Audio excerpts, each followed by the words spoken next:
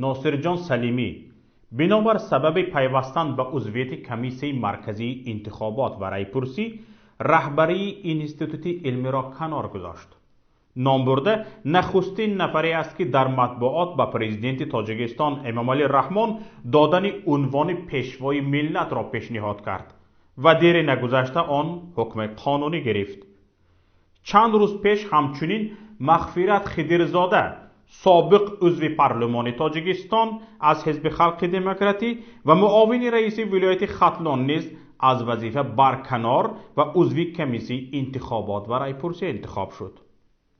گفتنی است حکومت تاجیکستان اعلام کرد که در انتخابات پارلمانی و پرزیدنتی کشور در سال 2020 همه عضو کمیسیون مرکزی رایپرسی و انتخابات شخصانی خواهند بود که عضو یگان حزب نباشند. اما بعد اعلام شخصیت اعضای نو کمیسیون معلوم شد که همگی سابق فعالان حزب خلق دموکراتی تاجیکستان هستند. فعالان سیاسی و جامعه شهروندی در هیئت کمیسیون مرکزی رایپرسی و انتخابات جلب شدن شخصیت‌های شناخته و صادق به پرزیدنت و حزب خلق دموکراتی تاجیکستان را به آمادگی جدی حکومت به انتخابات‌های در پیش ایستاده ربط می‌دهند و می‌گویند الکی حکومت پیشکی درک داد که انتخابات به نام ولی در اصل تعیینات صورت خواهد گرفت. البته این کمیسیه مستقل انتخاباتی اصلا یک مسخره بازی بیش نیست در تاجیکستان، چون که با اعضا بودن نماینده های حزب های مختلف در کمیسیه انتخاباتی این کمیسیه هیچ وقت هیچ تأثیری در انتخابات نداشت و اصلا مستقلیت نداشت و هیچ انتخابات شفافی هم برگزار نکرده بود. حالا که در این میخواهند تمامی اونها را به اصطلاح از شخصان مستقل تشکیل کنند این کمیسیه را، در حالی که تمامی شخصانی که امروز به این کمیسیه وارد شدند همش اعضای حزب خلق دموکراتی یا در گذشته یا تا حال اعضای حزب خلق دموکراتی بودند و طبیعی است که اونها از منافع یک حزب و یک شخص حمایت میکنند، زیرا که اون حزب هم حزب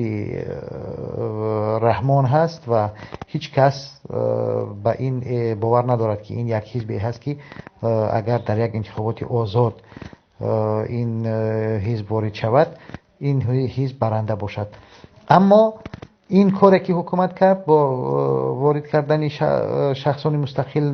به اصطلاح در کمیسیون انتخابات، با این کار حکومت همان تمامی سخنهای مخالفین خود را تایید کرد. یعنی این حکومت اصلا کمترین چیز را هم ندارد، یعنی تحمل را هم ندارد و حالا دیگر همون یگان شخصیتی هم که در اونجا وجود داشت یک کمی به اصطلاح از احزاب مخالف،